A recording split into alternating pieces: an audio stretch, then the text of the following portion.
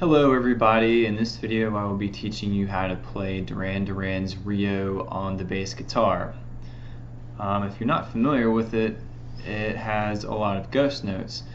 John Taylor uses a lot of ghost notes in his playing. If you don't know what ghost notes are, it's lightly resting your fretting hand across the board, across your strings. You're not actually going to fret a note and sound a note, you're just going to rest your hand across it and you're going to pluck with your right hand to get a percussive tone. It's a really good fill-in-the-blank tone, if you will. It's kind of the way I see it for rhythmic players and just to add a little bit more rhythmic accent. And John Taylor uses a ton of ghost notes in the song. Almost every other note is a ghost note. So the song consists of three major parts. You have the verse, the chorus, and the bridge. And the bridge can also be broken down into several different micro components. It's like a A and a B section. So we'll first start with the verse, and I'll play it slowly for you, and then I'll explain it.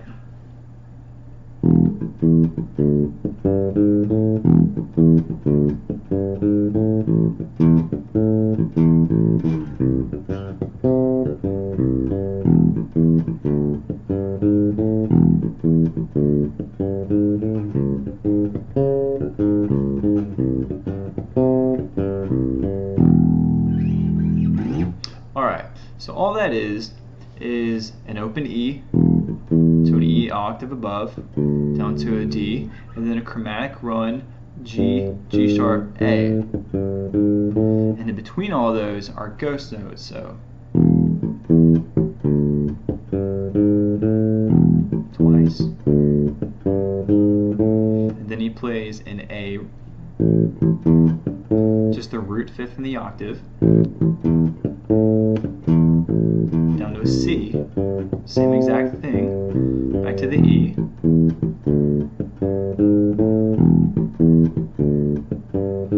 and here he changes it up. He plays a C sharp, root fifth and octave, down to a C,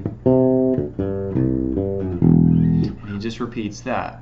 And as far as I know, he doesn't vary it up any throughout the entire song. So when up the tempo, it'll sound a bit like this.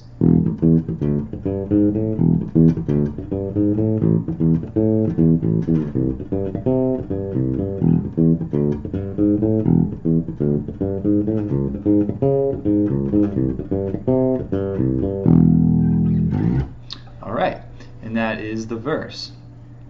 Now for the chorus, he plays, I'll play it for you again and I'll explain it. So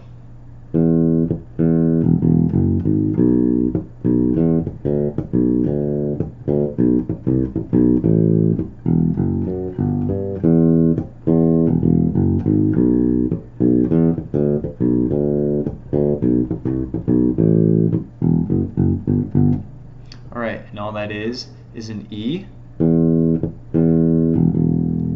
he doubles the bottom note of the E,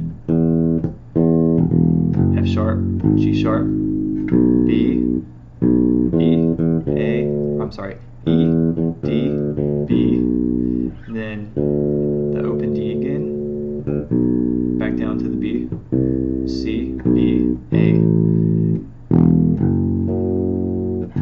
And what that is a, he just plays octaves right there, and that's just an F sharp to a G. And then he plays that again.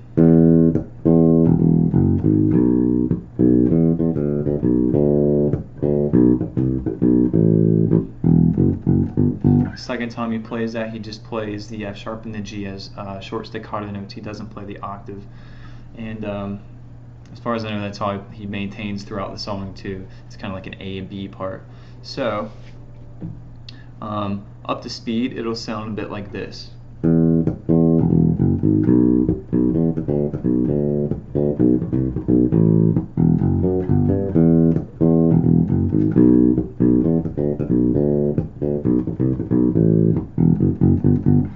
And he also he slaps those last notes there when he plays the octaves.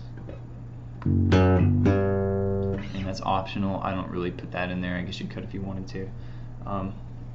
So I know you may be thinking that I'm not quite ghosting all of those notes. If you're familiar with the song and you're watching this, I've heard an isolated bass track on YouTube, and it sounds like he's halfway ghosting the notes and halfway voicing them.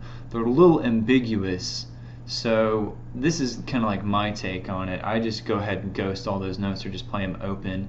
I mean, it's open to a little bit of interpretation, I think. So this is just my interpretation. Getting back on track, now all we have left is the bridge. And the bridge is a little tricky. There's the first part to the bridge and the second part. And I'll play the first part for you and then we'll break it down.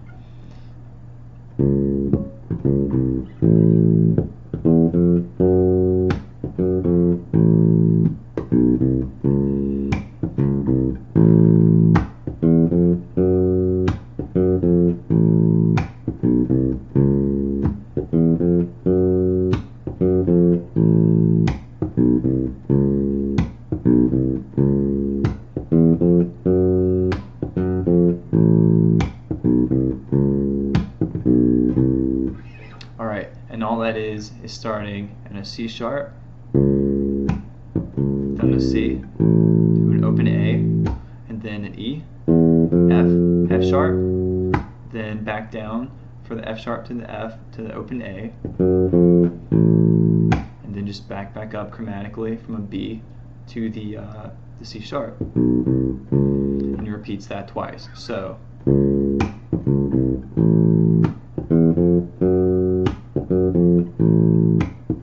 repeat.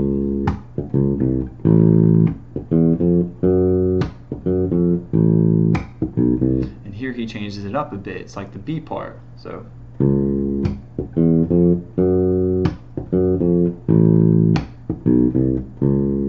repeat it.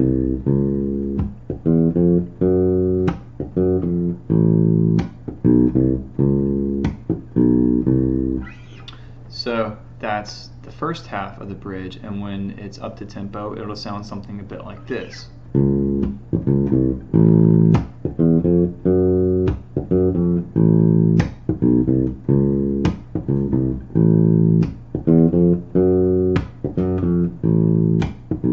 The B section.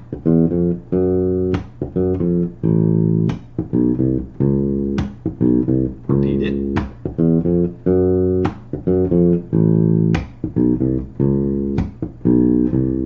And then for the second half of the bridge, it sounds something a bit like this. I'll play it slow and then I'll explain it.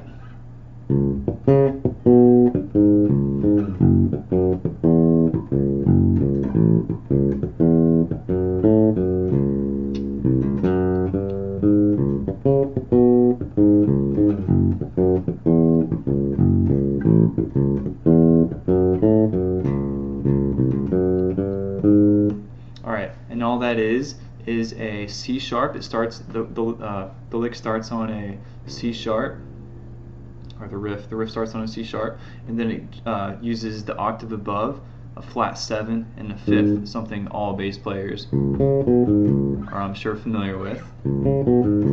So adding ghost notes in between all of those,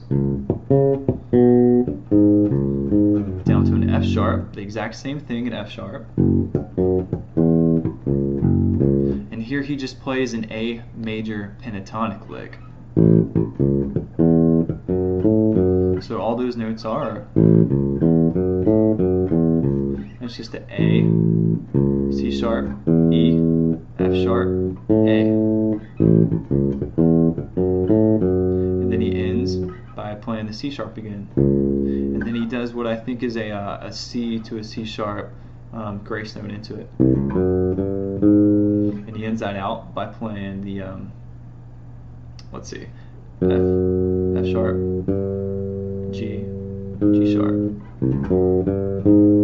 So when you have the second half of the bridge sped up, it'll sound something a bit like this. Sorry.